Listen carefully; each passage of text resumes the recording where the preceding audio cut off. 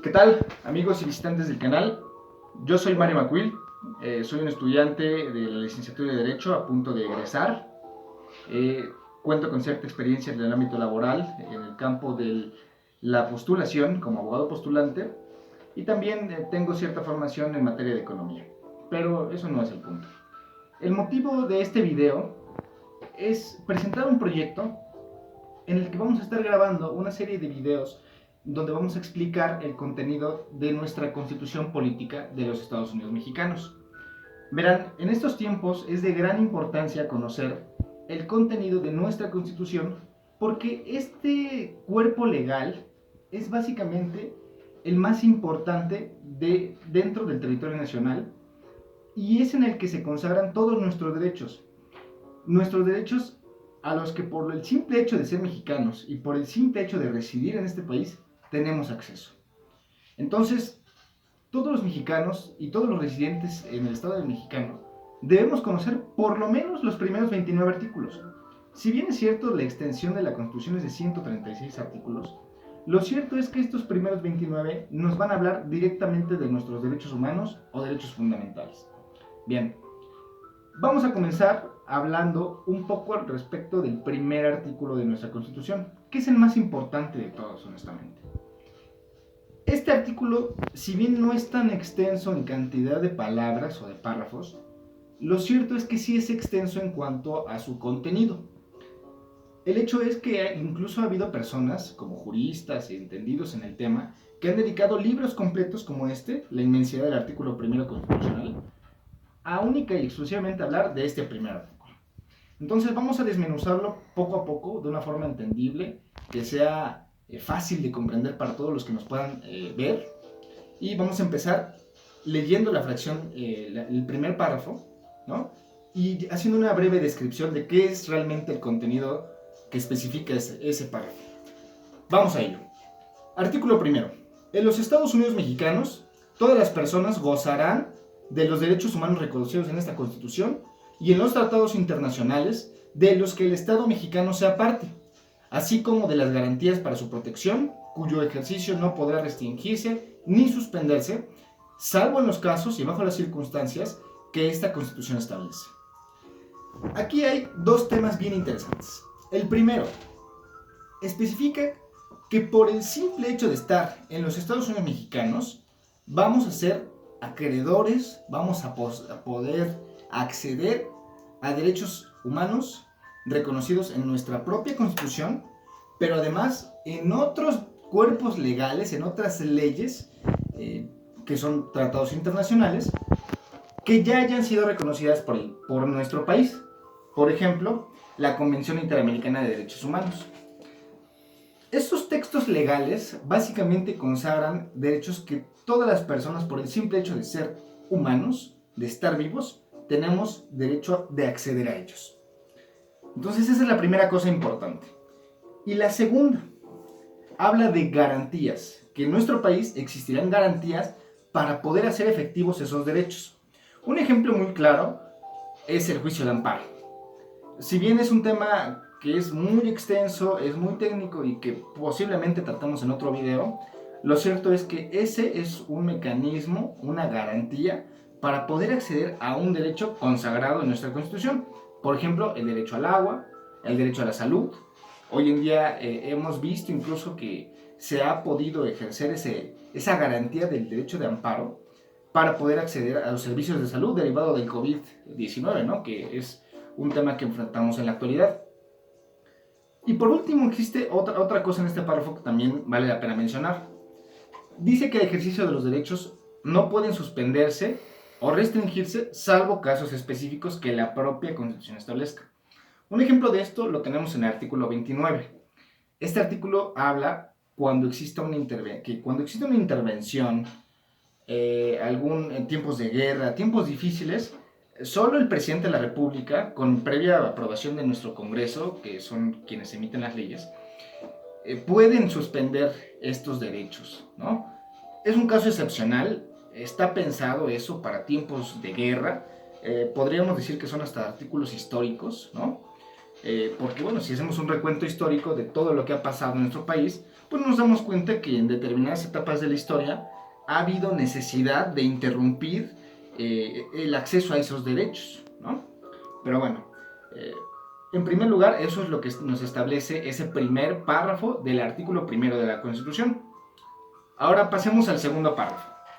Dice, las normas relativas a los derechos humanos se interpretarán de conformidad con esta Constitución y con los tratados internacionales de la materia, favoreciendo en todo tiempo a las personas la protección más amplia.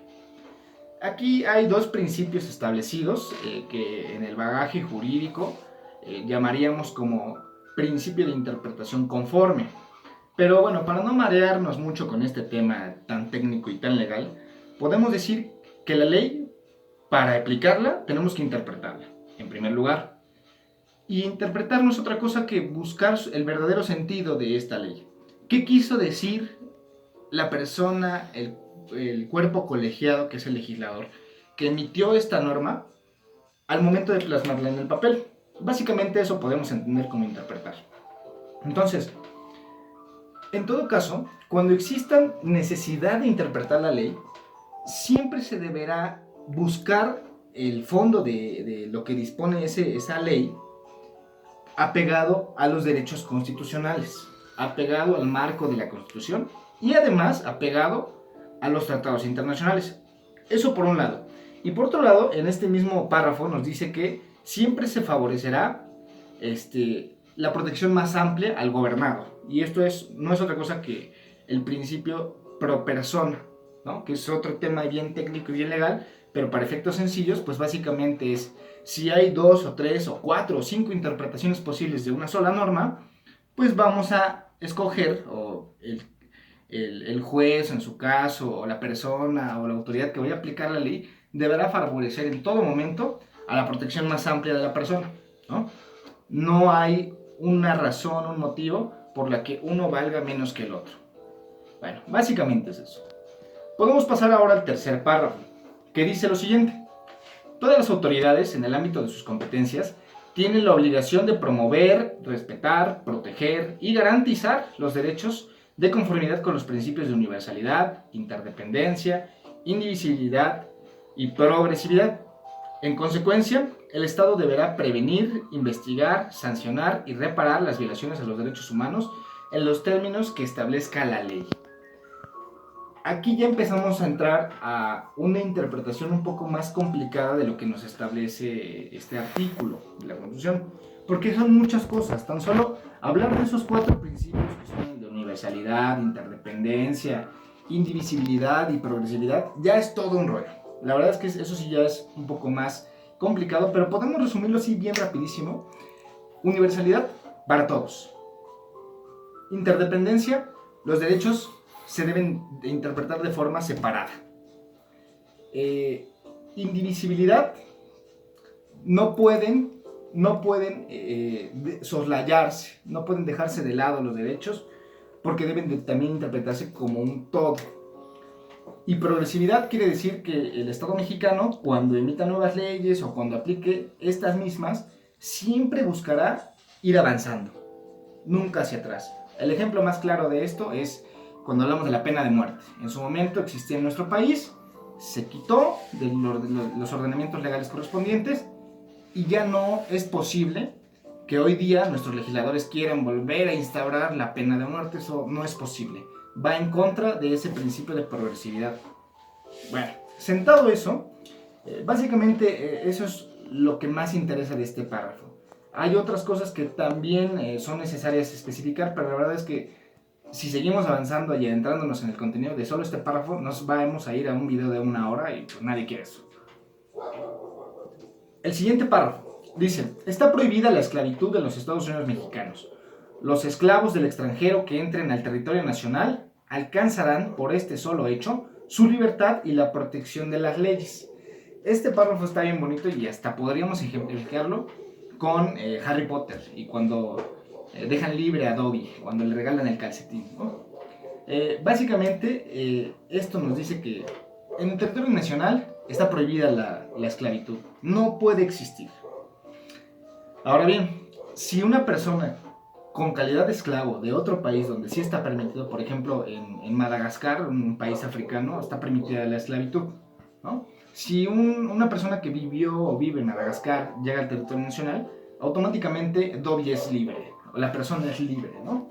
Entonces, no hay mucho más que interpretar. La esclavitud por mucho tiempo fue un lastre, no solo en nuestra sociedad, en muchas otras sociedades del mundo ha sido un lastre y es algo que no debemos volver a repetir. Y por último, el párrafo que dicta lo siguiente. Queda prohibida toda discriminación motivada por origen étnico o nacional, el género, la edad, las discapacidades, la condición social, las condiciones de salud, la religión, las opiniones, las preferencias sexuales, el estado civil o cualquier otra que atente contra la dignidad humana y tenga por objeto anular o menoscabar los derechos y libertades de las personas. Este último párrafo es toda una bomba para nuestro ordenamiento jurídico y para todas las personas que vivimos en este país. Es tan amplio el contenido que la verdad es que sí vale la pena poner un par de ejemplos de a qué se refiere con esta discriminación este párrafo, que está prohibida la discriminación de todos sus tipos. En primer lugar, habla de que está prohibida la discriminación por motivos de género. Creo que esto es un tema bastante claro y que incluso se ha visto en nuestra sociedad que ha estado muy vigente el tema de la lucha de erradicar la discriminación por el tema de género, ¿no? Hoy en día sabemos que no solamente se limitan los géneros a heterosexuales u homosexuales, sino la verdad es que las libertades en cuanto al género, en cuanto a las libertades sexuales, han crecido demasiado y qué bueno, porque eso básicamente es respetar el principio de autodeterminación de cada persona. Cada quien es libre de escoger lo que mejor le agrade, lo que mejor le parezca y lo que mejor le venga. Entonces, el hecho de gozar de ese derecho en este Estado mexicano, la verdad es que es todo un logro para todos, para todos. Un logro que lamentablemente no todos los países tienen, ¿no? Incluso los países del Medio Oriente, que vamos, son países que han estado un poco renuentes, ¿no? En cuanto a trata de este tipo de derechos para el género, pues ha estado totalmente restringido. México ya lo logró y vamos por buen camino. Por buen camino incluso desde las sentencias de la Corte, ¿no? De la Suprema Corte de Justicia de la Nación, que permiten el matrimonio homoparental, entre otras muchas cosas. Otro ejemplo bien interesante es el tema de las opiniones, que en México se respetarán todas las opiniones, no importa qué tan tontas puedan ser, porque la verdad es que hay opiniones tontas, pero se deben respetar, siempre y cuando no excedan de las libertades de otros, ¿no? Como bien dicen por ahí, mi libertad empieza donde la tuya termina, y así subsecuentemente, ¿no? Nuestras libertades no son absolutas, pero sí podemos hacer gran uso de ellas a través de estos preceptos. Y ya por último, el tema de la dignidad humana. La dignidad humana es el eje de todos los derechos. Sin dignidad no podemos hablar que realmente se estén respetando los derechos fundamentales consagrados en nuestra Constitución. Y bueno, de una forma muy rápida, quizá muy somera, pero aquí está el contenido de este primer artículo de la Constitución. Hay muchas cosas que se tienen que hablar de este tema. Es muy amplia la interpretación, pero ojalá este video les haya servido para poder entender un poco mejor a qué va este primer artículo de la Constitución. Y sobre todo tener ya una idea de que existe y que consagra ciertos derechos. Y que en algún momento de la vida forzosamente los vamos a tener que utilizar. Y qué mejor que los conozcamos desde hoy, que quizá no estamos en la necesidad urgente de tener que aplicarlos, pero sabemos que existen y que en determinado momento los podremos llegar a aplicar. Muchas gracias por su atención y esperamos que les haya gustado este primer video. Vamos a seguir haciendo una explicación de cada uno de los artículos hasta el 29 de la Constitución, para que todos nosotros lo conozcamos, nos acercamos un poco más a la cultura jurídica y sobre todo podemos tener una visión diferente de lo que podemos hacer en nuestro país. México es un país privilegiado para muchas cosas y para muchas cosas muy carente. Pero creo que si conocemos nuestras leyes, podemos ser la diferencia. Gracias por su atención.